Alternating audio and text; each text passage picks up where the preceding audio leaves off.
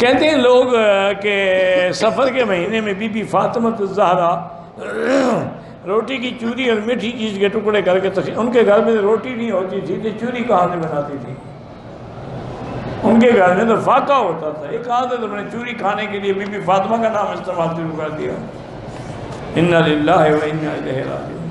ان کے گھر میں تو 4 دن فاقہ ہوتا تھا۔ ایک دن حضور آئے تو دیکھا کہ بچے جو ہیں ان کی آنکھیں بھوک سے باہر نکل رہی ہیں، بی بی فاطمہ کا پیٹ مبارک کمر سے لگا ہوا ہے، اٹھ نہیں سکتی۔ یہ کیا بات ہے؟ یا رسول اللہ اتنے دن سے فاقہ ہے۔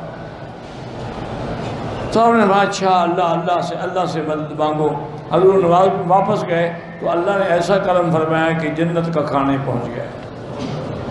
وہ چوریاں نہیں بناتے تھے جناب، یہ چوریاں وہی بناتے ہیں جو چوری کرتے ہیں۔ چوری اور چور برابر ہے نا؟ شریف آدمی کا کیا کام چوریاں بنائے؟